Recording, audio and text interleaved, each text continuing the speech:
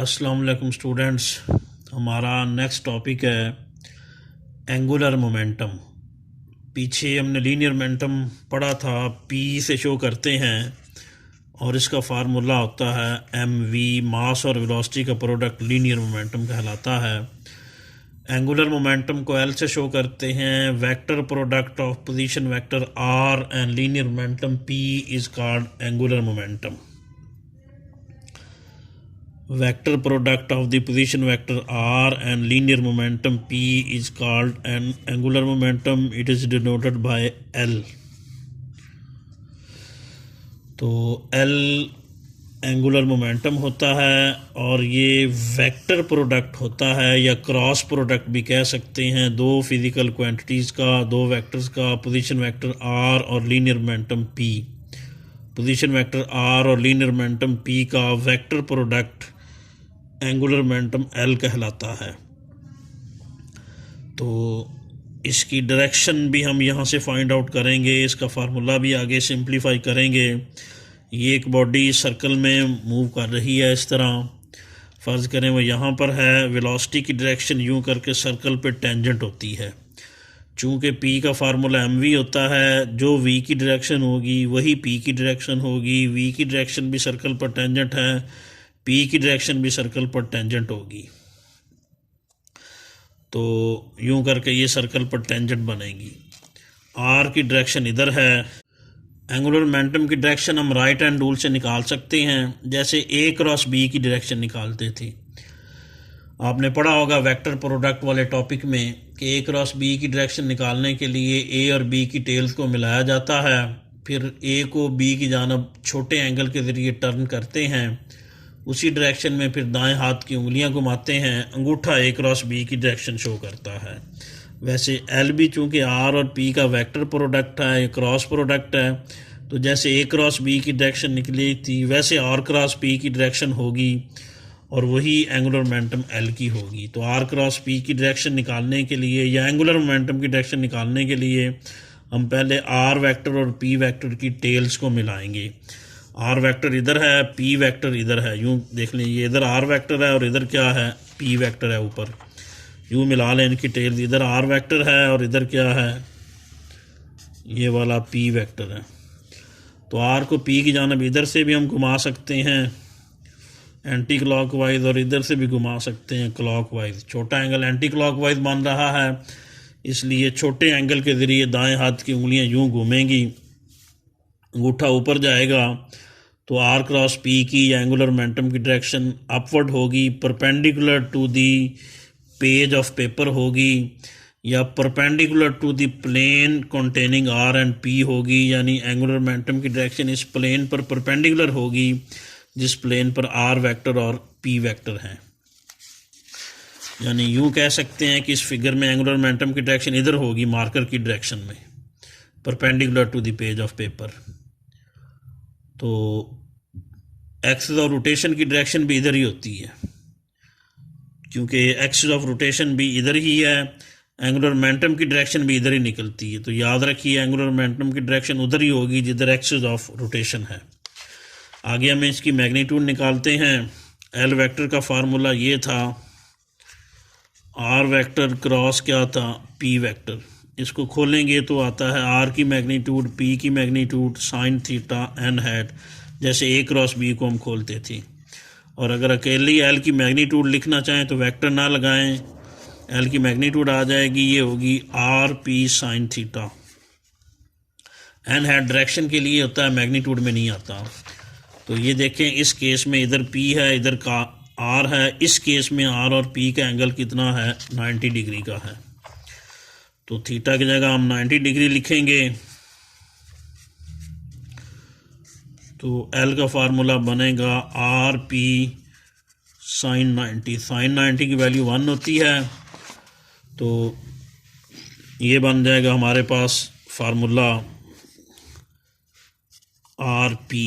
और P की value किसके इक्वल होती है, mv के।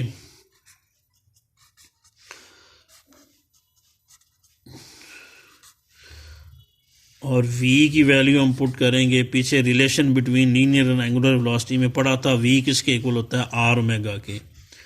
तो एल का फार्मूला बनेगा आर एम वी की जगह आर ओमेगा लिख दिया, ये बन जाएगा M R square omega. Angular momentum L का formula M R square omega होता है। और इसको मज़ीद सिंप्लीफाई करने के लिए हम पीछे पढ़ चुके हैं कि M R square is the movement of inertia of body. M R square को मूवमेंट ऑफ इनर्शिया आई कहते हैं। तो एल की मैग्नीट्यूड का फार्मूला बनेगा आई ओमेगा, क्योंकि M R square movement of inertia I होता है। तो स्टूडेंट कंपैरिजन करें अगर इस इक्वेशन का लीनियर मोमेंटम से, तो लीनियर मोमेंटम की मैग्नीट्यूड ये होती है, एंगुलर मोमेंटम की ये होती है। तो ये देखें, ये लीनियर मोमेंटम, ये एंगुलर मोमेंटम, ये लीनियर मास, ये एंगुलर मास, ये लीनियर वेलोसिटी, ये एंगुलर वेलोसिटी। यानी जिस तरह लीनियर मोमेंटम, लीनियर मास और लीनियर वेलोसिटी का प्रोडक्ट होता है, उसी पैटर्न पे एंगुलर मोमेंटम, एंगुलर मास और एंगुलर वेलोसिटी का प्रोडक्ट होगा। तो आगे हम इसका यूनिट देखते हैं कि इसका यूनिट क्या बनता है। एंगुलर मोमेंटम का फार्मूला था आर क्रॉस पी। आर का यूनिट मीटर होता है, इसको यूँ लिख लें, पी किसके इक्वल होता है, एम वी के। आर का यूनिट मीटर है, मास का यूनिट किलोग्राम है, वेलोसिटी का यूनिट मीटर पर सेकंड है। तो एल का यूनिट बनेगा kilogram metre into metre, metre square पर सेकंड। ये एंगुलर मोमेंटम एल का यूनिट बनेगा। इसको हम मज़ीद सिंप्लीफाई भी कर सकते हैं, इसको सेकंड से डिवाइड कर दें, मीटर स्क्वायर को अलग अलग लिखें, सेकंड से डिवाइड करें और सेकंड से क्या करें, मल्टीप्लाई कर दें। तो किलोग्राम मीटर, मीटर एस की पावर +1 ऊपर जाकर क्या हो जाएगा, -1 -1 -1 -2 हो जाएगा। इसका आप ग्रुप बना दें, किलोग्राम मीटर पर सेकंड स्क्वायर एक ग्रुप बना दें इसको, यानी इस तरह अरेंज करके लिख दें, इंटू मीटर इंटू क्या आ जाएगा, सेकंड। तो किलोग्राम मीटर पर सेकंड स्क्वायर ये न्यूटन के बराबर होता है। ये देखें एफ़ का फार्मूला क्या होता था, इधर देख लें, एफ़ का फार्मूला क्या होता है, एम ए। एफ़ का यूनिट न्यूटन है, मास का किलोग्राम है, वेलोसिटी का यूनिट मीटर पर सेकंड स्क्वायर है। इसलिए हमने सेकंड से मल्टीप्लाई और डिवाइड किया था, ऐसे कि सेकंड की पावर -1 की बजाय -2 बन जाए। और इसलिए मीटर स्क्वायर को अलग अलग करके लिखा कि किलोग्राम मीटर पर सेकंड स्क्वायर ये किसके इक्वल होता है, न्यूटन के। तो किलोग्राम मीटर पर सेकंड स्क्वायर ये न्यूटन के बराबर हो गया, इसी जगह न्यूटन लिखेंगे, साथ ये मीटर भी वैसे आ गया और साथ ये सेकंड भी वैसे आ जाएगा। तो अब याद कीजिए एक और फार्मूला, वर्क का फार्मूला क्या होता है, एफ डी। वर्क का यूनिट जाउल होता है, फोर्स का न्यूटन होता है और डी का यूनिट मीटर होता है। न्यूटन मीटर किसके इक्वल होता है, जाउल के। तो पुट न्यूटन मीटर की जगह हम क्या लिखेंगे, जाउल। न्यूटन मीटर की जगह जाउल लिखेंगे इसकी जगह पे। तो एंगुलर मोमेंटम का अगला यूनिट बनेगा जाउल सेकंड। एंगुलर मोमेंटम का यूनिट जाउल सेकंड होता है। तो एंगुलर मोमेंटम के लिए हम एक रिलेशन और भी डिराइव यहाँ पर कर सकते हैं, जो एल का फार्मूला क्या होता है, आर क्रॉस पी। नया रिलेशन बनाने के लिए इसे हम डिफ्रेंशिएट कर देंगे विद रिस्पेक्ट टू टी। ये हो जाएगा dl/dt। इस पर प्रोडक्ट रूल लगेगा, जो dr का डेरिवेटिव क्रॉस p हो जाएगा plus r cross dp over क्या आएगा, dt। तो ये देखें dr/dt डिस्प्लेसमेंट ओवर टाइम, ये क्या बन गई, वेलोसिटी क्रॉस क्या होगा, p। और ये r क्रॉस dp ओवर क्या आ जाएगा dt। तो ये बनेगा dl ओवर dt। ये इक्वेशन नंबर 1 कह दें। ये याद रखें, ये dp ओवर dt फोर्स के बराबर होता है। ये देखें इधर dp ओवर dt कैसे फोर्स के बराबर होता है। ये देखें, p की वैल्यू पुट कर दें। p किसके इक्वल होता है mv के।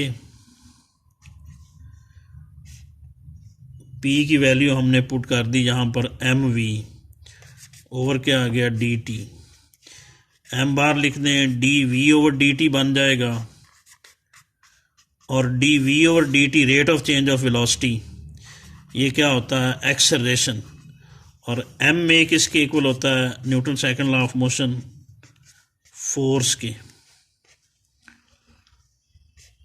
तो dp ओवर dt फोर्स के बराबर हो गया। ये वैल्यू हम इक्वेशन 1 में इधर पुट करेंगे। तो स्टूडेंट ये देखें, वैल्यू पुट की तो dl ओवर dt उसी तरह आ गया। यहाँ पर p की वैल्यू भी पुट कर दें। v क्रॉस p की जगह क्या लिखेंगे mv। v क्रॉस p की जगह क्या लिखा mv, और r क्रॉस इसकी वैल्यू कितनी पुट करनी है भला, ये वाली f। r क्रॉस dp और d की जगह क्या लिख देंगे f। अब आपको याद होगा r cross of vector product of position vector r and force f is called torque. तो ये टॉर्क के बराबर होता है।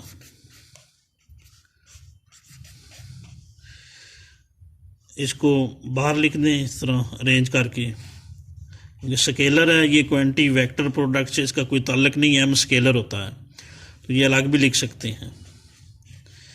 r क्रॉस f की जगह टॉर्क लिख देंगे। तो स्टूडेंट ये v क्रॉस v 0 होगा, क्योंकि जब हम खोलते हैं v क्रॉस v को, ये सेल्फ वेक्टर प्रोडक्ट 0 होता है। ये आपने पढ़ा होगा वेक्टर प्रोडक्ट में। v क्रॉस v होता है v की मैग्नीट्यूड साइन थीटा। दो एक जैसे वेक्टरों के दरमियान आपको बताया था एंगल 0 का होता है। साइन 0 0 पूरा फैक्टर ही क्या हो जाएगा 0।